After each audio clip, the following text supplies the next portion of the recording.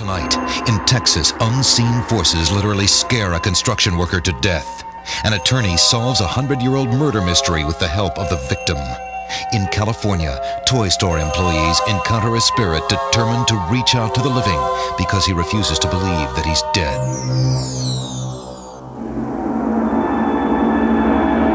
Reaching out from the world that lies beyond, they glide through the portals of our imagination. They shouldn't even exist, yet they've been seen appearing in the wink of an eye and vanishing in the pound of a heartbeat. Where they come from, what they want, only they know. They are beyond life, beyond death, to some of us beyond belief. But you are about to meet ordinary men and women who claim to have witnessed them, walked with them, even embraced them. Ordinary people who tell true stories of haunted lives.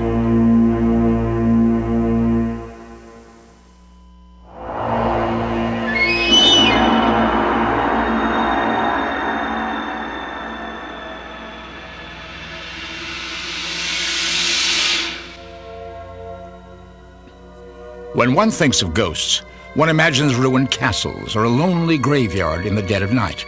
But recently, psychic Sylvia Brown investigated a series of hauntings in a most unlikely location, an ordinary toy store in Sunnyvale, California. This is a place in which they had lost, or reportedly had lost, 6 managers. So out of desperation, they called me and said, would you please come in because we think we have a ghost. It's a story of unrequited love, and not like some of the violence we see at other, let's say, ghost stories. It's sad, it's tragic. It was the new frontier of California, barely tamed by farms and orchards. The year was 1881, the season, spring. Yanni Janssen was a barely literate, emotionally disturbed farmhand who lived for just one thing, his desperate love for his employer's daughter. Elizabeth. Yanni, you have to stop writing me these letters. I don't mean to upset you. You have. And if I told my father, he would ask you to leave. But I love you. And I love someone else. I know I'm just a caretaker.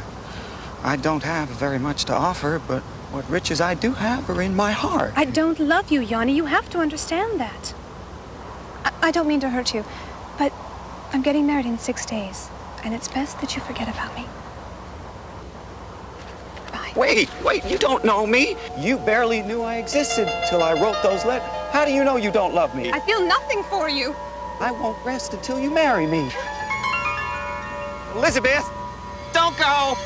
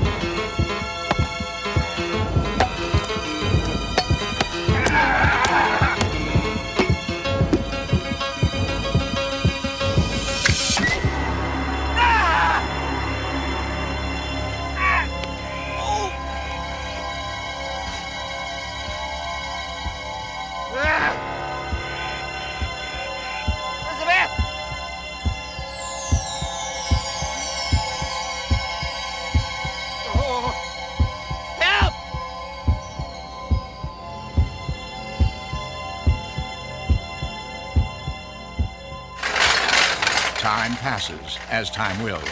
What was once an orchard became a busy toy store, filled with the sounds of laughter, the hum of cash registers, and the presence of something else. Something that cannot easily be put into words. Hello? Is anybody there?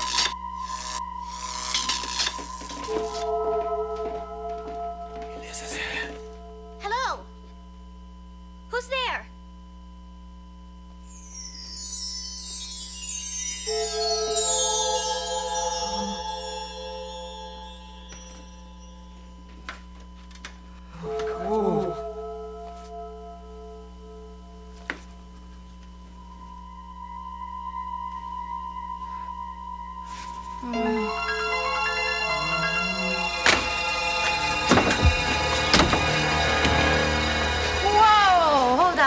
the fire? There's something back there.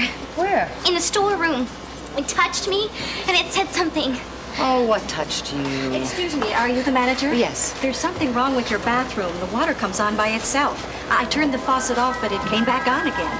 I think you need a plumber. Oh, I'll call one right away. Thank you.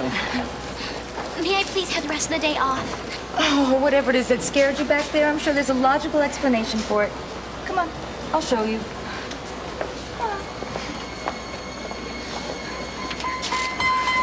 Oh, it's only the storeroom. Nothing to be afraid of.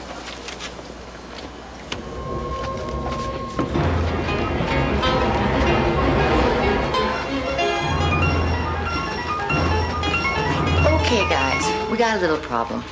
So I am putting the storeroom off limits for the next couple of days. Rumor has it there's ghosts in the storeroom. Welcome to Ghosts R Us. Can I haunt you? This is not a joke. And if you go around saying that there's a ghost, then we're liable to lose all of our customers. So until I can figure out exactly what this is, it's business as usual. Okay?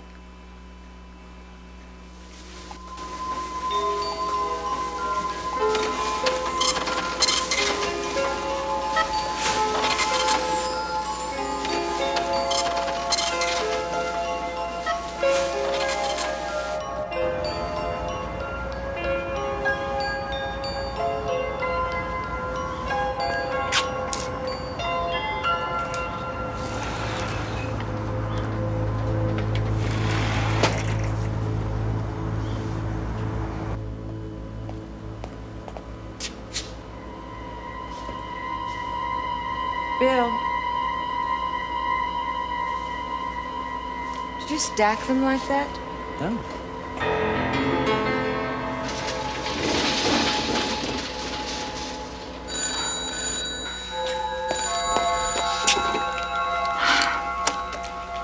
Toys R Us. Hi, it's me. Margie and I are at the school library. We're trying to figure this thing out. And we just found out some really interesting information. A long time ago, some people named Elizabeth and Martin Murphy lived here in Sunnyvale. They had this hired hand named Yanni Janssen, who was killed in an awful accident. The spooky part is that all this stuff happened exactly where the store is now. We also found a lady we think can help us. She's a psychic researcher. Her name is Sylvia Brown. She works with the police and really knows this area. She specializes in these kinds of cases. She's supposed to be very professional. She may even know who the ghost is. We really think she can help us. What do you think? I need her right away. All right, we'll get in touch with her. Uh-huh.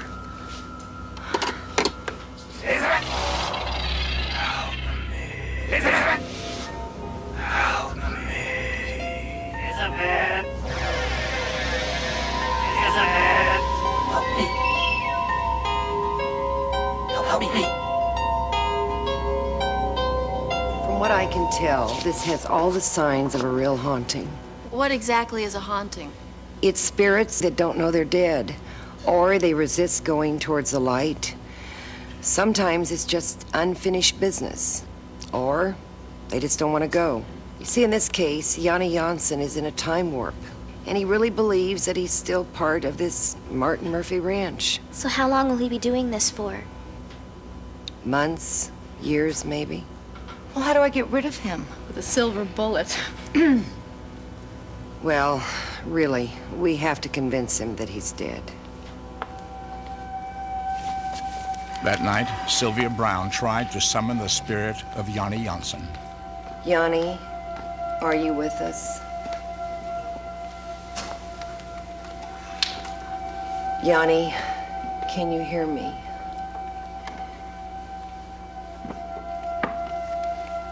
I can feel his presence now. It's getting stronger. He's coming towards us. I can see him. He looks a lot like Casper. He's coming around the corner now.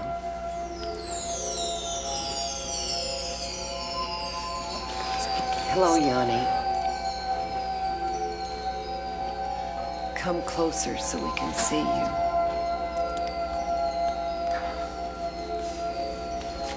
You're looking for someone.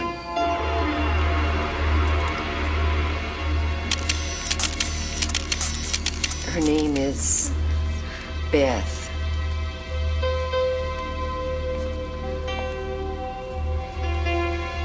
Elizabeth Murphy. Is this Martin Murphy's wife? No. This is his daughter.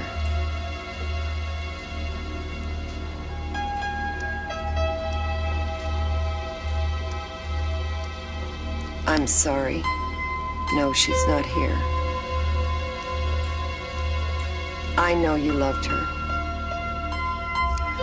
She's very beautiful. Yes, I know how you can find her. She's on the other side. She's gone towards the light. You have to go towards the light, Yanni. You have to go towards the light to find Beth. Yanni, go towards the light.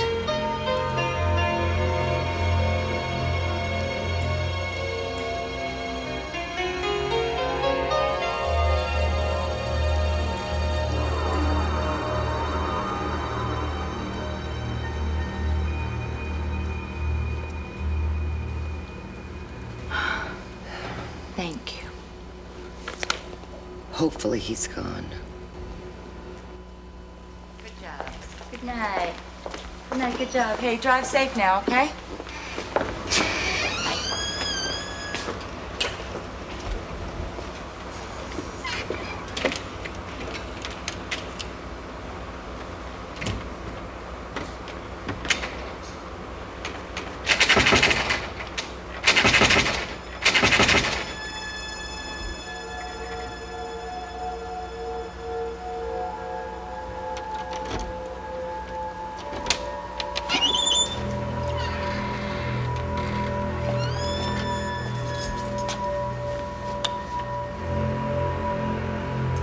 Is anybody here?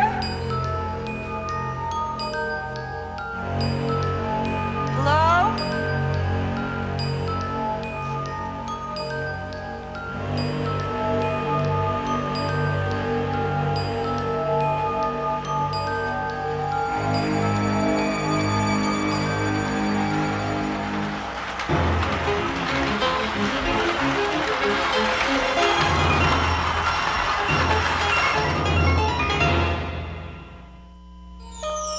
Yanni's appearance in the 1982 seance, as evidenced by this famous infrared photograph, was not his last haunting. In January of 1991, we revisited the Sunnyvale Toys R Us, where employees past and present gathered to talk about their experiences in the intervening years. I heard my name being called. And, you know, I listened again, and I turned around, and I couldn't see who was calling me. And I said, wait a minute, she's not even working today. And I'd get back up, and I'd start fixing the overstock again, and I'd hear it again. And then I'd feel my hair being caressed. And it just, ugh. And the one little teddy bear, instead of just falling down like it normally would, went out into an arch down to the floor. And I said to the manager, "You say what? Did that frighten you?" And he said, "It sure did, Pat." So now when I go into the stock room, I bless myself and I say, "Hi, Johan. It's only me doing a day's work." And upstairs we heard footsteps, very loud footsteps, thump, thump, thump, thump. And I looked around and counted 1, 2, 3, 4 to make sure we were all there. And we were all there. And I asked one of the employees, I said, "Let's go upstairs and check it out." He's all, "No way, I'm staying right where I am." I had gone in to use the restroom, was in one of the restroom stalls, heard the door open, heard the water turn on, kind of looked under, saw nobody in the restroom. The water turned off, the door opened, and I refused to use the restroom the rest of the 6 weeks I was here. Someday, of course, he will leave. Maybe Beth will come for him, some loving entity will grab him. He'll go on to the white light, but until that time, he still walks up and down these halls looking for his lost love. When we return, a ghost helps to solve the mystery of her own murder.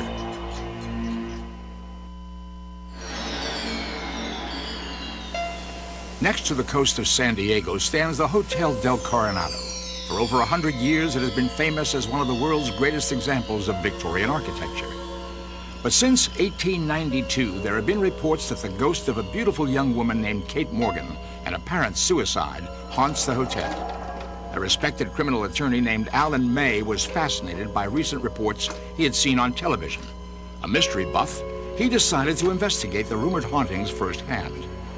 One summer night in 1989, Alan May checked into the Del Coronado. He stayed the night in the very room Kate Morgan was said to haunt. By the next morning, he was asking to be moved to another room. What can I tell you, Mr. May? As far as I know, room 3502 is the one that... Well, you were there last night. Didn't you hear anything? Yeah, I heard the elevator, I heard the ice machine. Look, I'm not trying to be difficult, I just don't think that was the room. According to the stories, Kate spent her days looking out the window waiting for her lover to come. The room I was in had no window. Besides, you said yourself the last 2 times they redesigned this hotel, they changed all the room numbers. According to all the records, that would have been room 302 in 1892. That's the room I want. Let me see if it's free.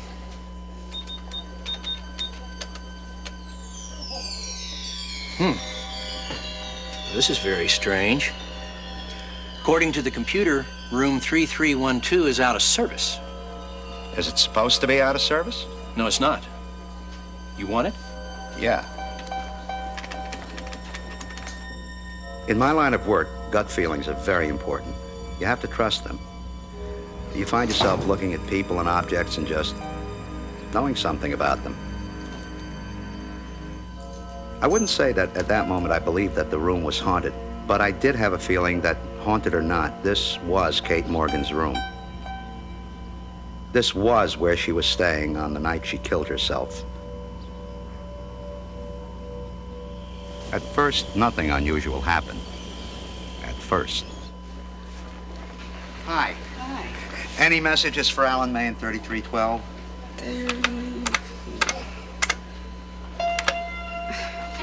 Are you sure that's your room? 3312. Yes. Why, is there a problem?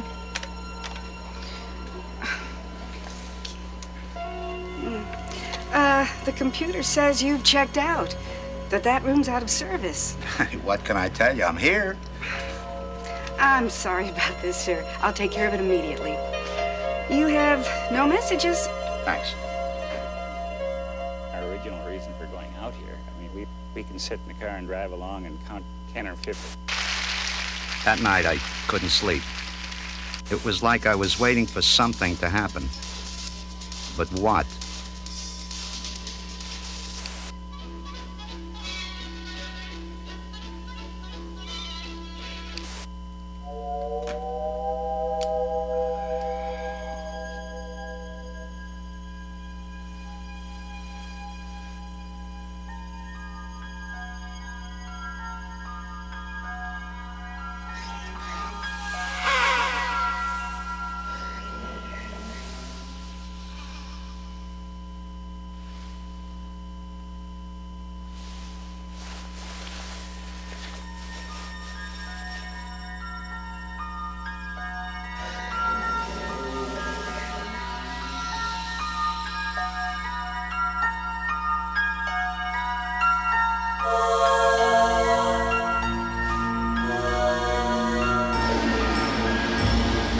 I was panicked. Was I dreaming? I needed a witness. Stop! Stop! Stop! What's wrong? Just follow me.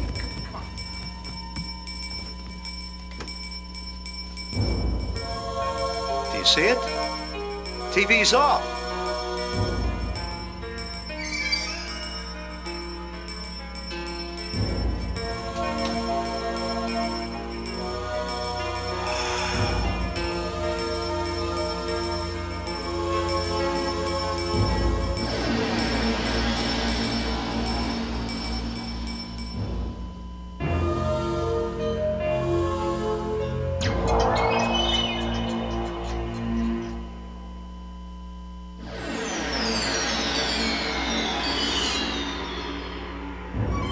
ghostly image on Alan May's television compelled him to find out more about Kate Morgan's life and death.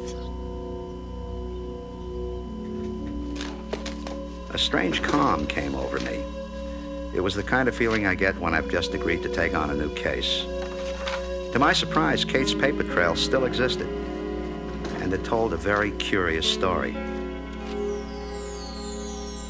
Kate was married and deeply in love with a handsome con man named Tom Morgan. How many cards would you like, Mr. Fairchild? I'll take 3.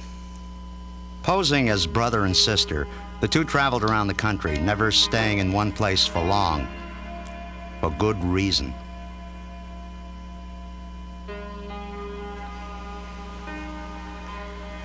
Here's your drink, Mr. Fairchild. Well, thank you, Miss Bernard.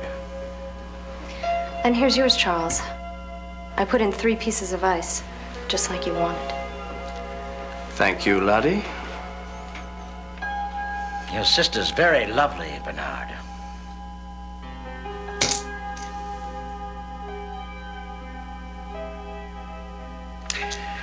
I'll see your bet and raise you 50.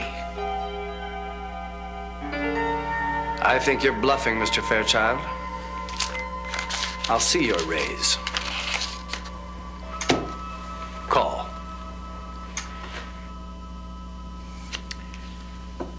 Three aces.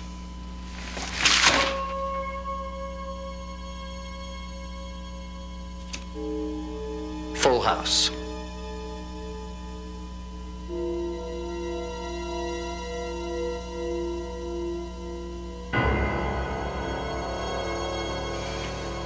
Someday, Mr. Bernard, you'll have to tell me how you did it.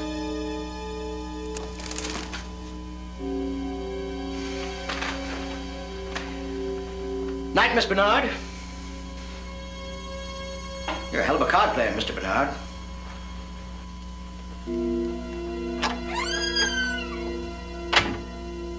It was a con game that worked. But Kate wanted something more. You know what I'd like most, Mr. Morgan? I'd like someday to be able to wear my wedding ring out in public. You will, Kate. If we keep scoring like this, in a few years, we'll be able to retire. Actually, I was thinking maybe I'd retire a little earlier than that. I'm pregnant, Tom. You can't be. Well, I am. Your job is to take their minds off the game. Nobody's gonna look twice at a pregnant woman. This ruins the whole scam.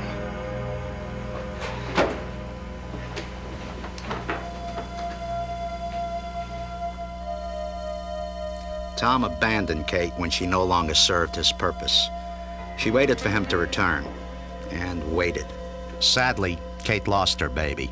But despite everything she had endured, she was still determined to rejoin Tom, and he reluctantly agreed to meet her in San Diego. A tragedy was drawing towards the final act. Do you have a Mr. Bernard registered? Yes, we do. As a matter of fact, Mr. and Mrs. Bernard checked in yesterday. Whom should I tell them is calling? No, it's all right. That won't be necessary. Just tell Mr. Bernard that his sister stopped by, and perhaps I could leave a note. Later, that same evening, they found Kate's body. She had died of a self-inflicted gunshot wound. That poor, lonely young woman waiting for a lover that would never come. Kate Morgan's story made sense to me now. Certainly, it would explain the presence of a ghost, if that's what I was dealing with. Ghost or not, my heart went out to Kate. But that night, as I returned to the hotel, I was uneasy. Something was bothering me. It was her death certificate. Maybe the police missed something.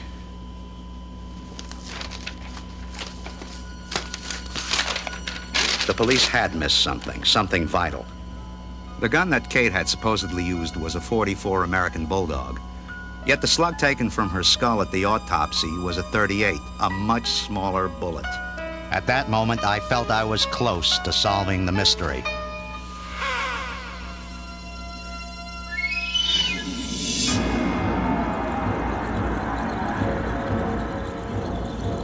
I didn't feel fear so much as I felt awe.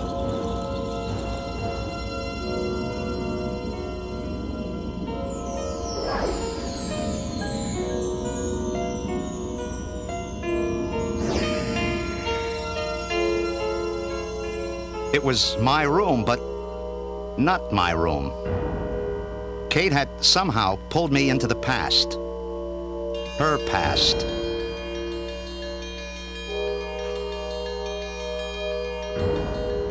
Kate obviously wanted to show me something.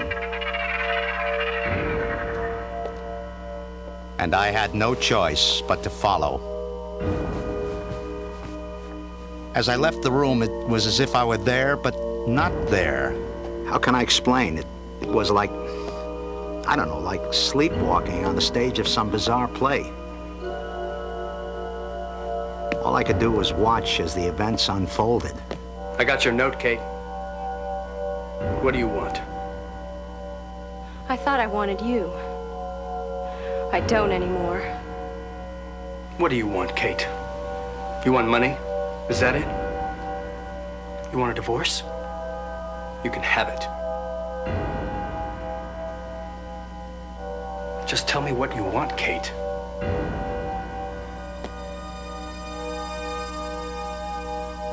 Don't be foolish, Kate. You lied to me.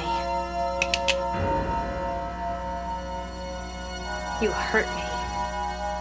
Kate, please.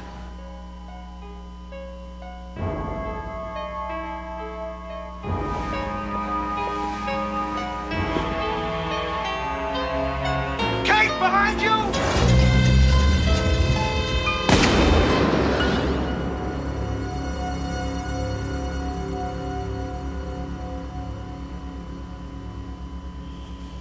Tom picked up Kate's gun and fired it into the dirt of the potted palm on the landing.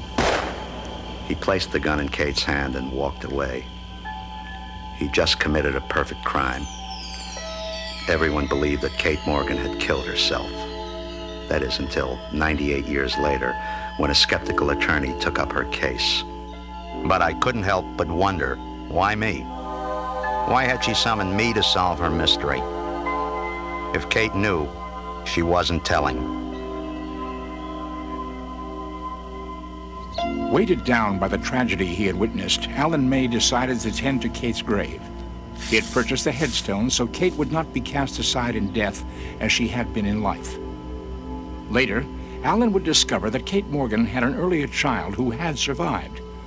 Unable to care for him, she had left him in the home of a close friend, a San Francisco reverend who then raised the boy as his own son. And amazingly, that reverend was Alan May's own great-grandfather. Though Alan May's experience with the ghost of Kate Morgan seems too incredible to be true, his credibility as a witness appears to be undeniable. For the last 18 years, I've been a practicing attorney here in California, so this whole metaphysical experience is very bizarre to me. It's something I've never believed in before. I believe in it now, though, because not only did I have the experience of seeing what I saw, but I've got 4 or 5 witnesses who also saw it too, so I have to come to the conclusion I wasn't incompetent or non-compos mentis, but I was seeing what I saw. This Texas field is all that remains of the Metz Elementary School. Though quiet today, not long ago ghosts were said to walk this place, ghosts that may have claimed a human life. When we return, the story of a terrified construction crew who led haunted lives.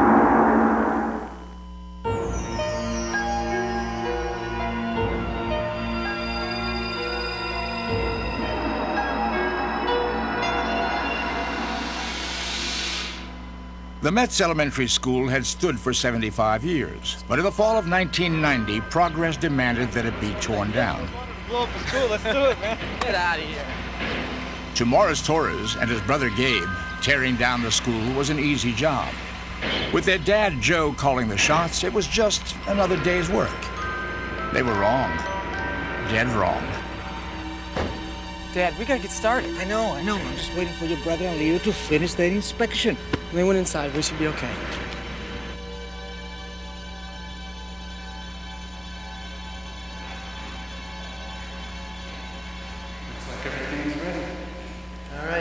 go tell your dad to get started. What was that? Sounds like kids. What the hell are they doing here? Didn't you have a childhood, Leo? Deserted buildings are great. You can hide and seek in them, or go treasure hunting, or even looking for dead bodies or gold. Yeah, well, I had a childhood, but I knew a hell of a lot better than to hang out in a building that was about to be torn down.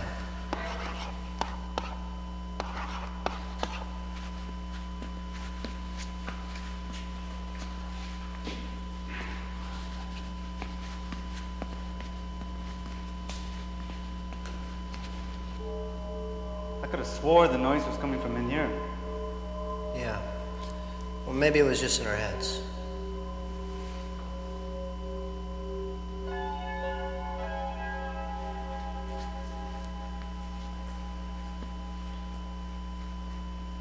I'll go get Joe.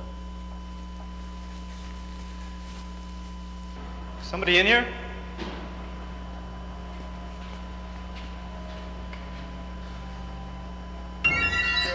Hey, kid, what are you doing in here?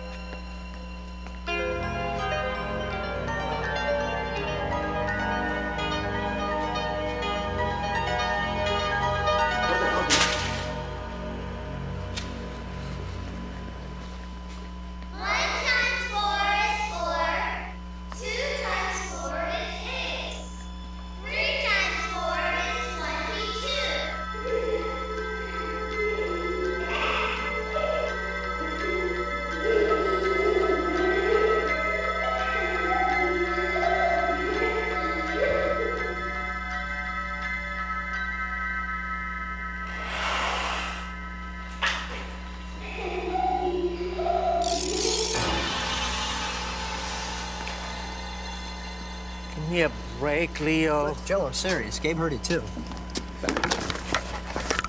What the hell is the matter with you? Inside the classroom. Huh? There was writing. It was there. Hey, you see, I told you. Listen, I don't have time for this. Joe, I'm telling you, there's something in there. Fine. What do you want me to do? Call Ghostbusters? Come on, everybody. We're taking this mother down right now. Miguel, come on, crank it up. Let's get going.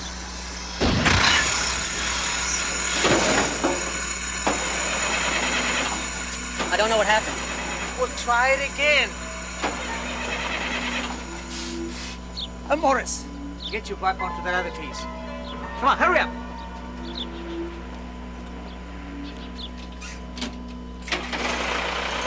All right, son.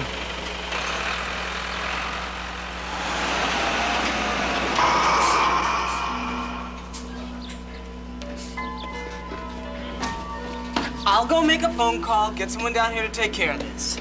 Let's find my watch stop. I'm losing my shirt on this job. What else can go wrong?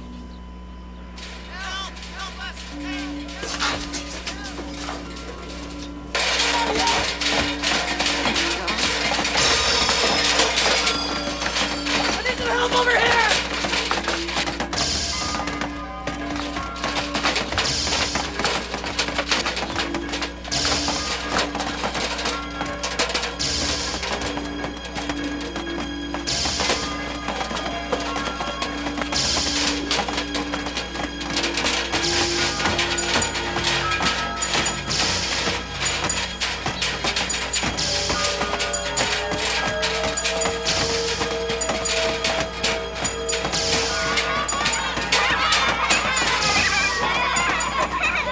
There they are. What?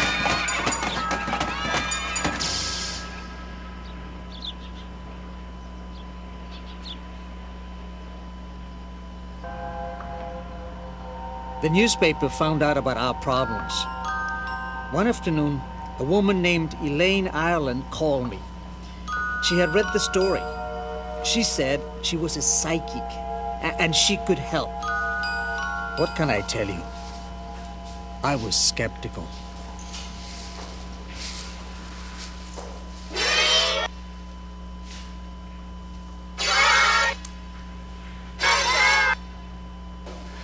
Can you actually hear them? Yes, they live here. This is their home. Are they trying to scare us? No. I hear laughing and singing. These are happy spirits. They were fed here, they were loved here, they were protected. This is their home. There's nothing but positive energy here. So, what do they want? Mr. Torres, it's obvious what they want. They don't want you here. They don't want us here. They want you to go. How would you like it if someone was destroying your home? But lady, there's nothing we can do. We got a job, and we have to do it. I know. I know, Mr. Torres, and I know you don't believe in the spirits, but they're here, and they intend to stay right here. Maybe I should have listened. The next day, even more guys left. But what was I supposed to do? It was a job, and where I come from, you don't say no to work, ghosts or no ghosts. I was ready to try anything. I even brought in a community religious leader to perform an exorcism. Oh, Heavenly Father, we ask you to have mercy upon these souls and allow them the rest that they seek within the sanctuary of your heavenly kingdom. Take them from our midst and grant them eternal peace. Amen.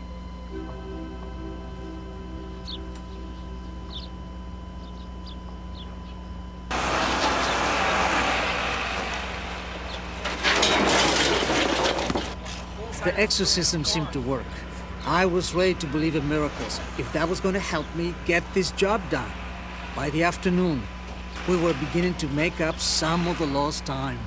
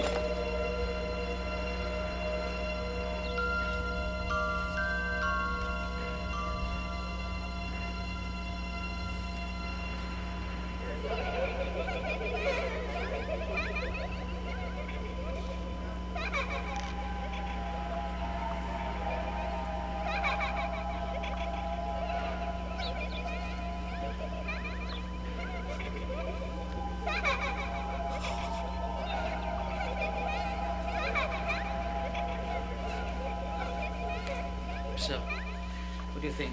Can we catch up with ourselves? Oh, it's not possible. We can get part of the crew back by tomorrow. I'd even bet on it. All right? Thanks, Leo. Mr. Torres, I got trouble. What's the matter with you, Otto? I told you Morris would help you demolish that wall. No, that ain't it, Mr. Torres. I mean, I can't go back out there. Otto, we took care of those ghost things. They're gone. No, I can't go back. I got a feeling if I do, something terrible's gonna happen.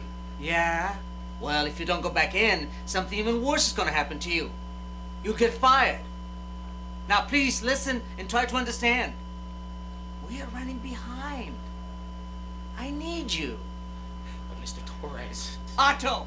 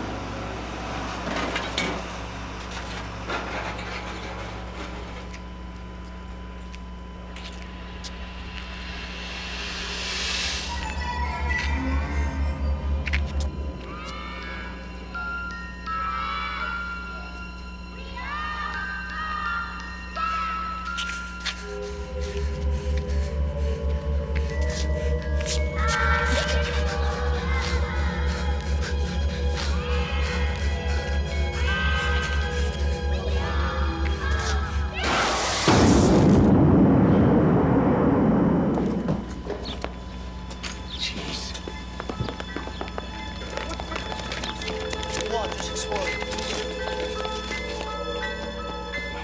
Poor guy. He said something about it.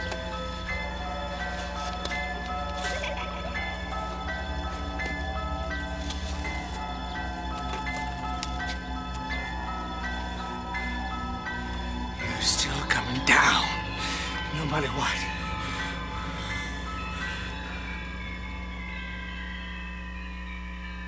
Now, all that remains of Metz Elementary School is a vacant lot and many unanswered questions.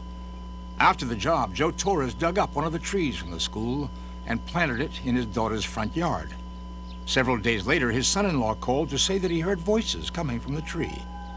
They were the voices of children, singing and laughing.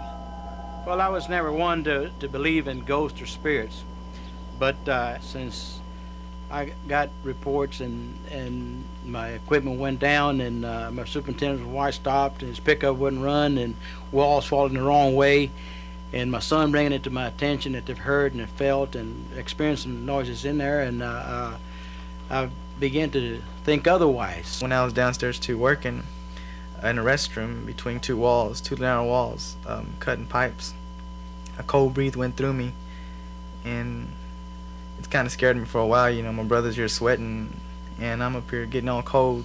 They both got me to thinking about, are there really ghosts in here or not? And that still runs through my mind now, and I don't know what to believe anymore. There was a sadness that last time I was there. I think we trampled where we didn't belong without their permission. These children demanded attention, and they certainly got it, these spirits. There are at least 20 new believers and people with new respect for the spirit world.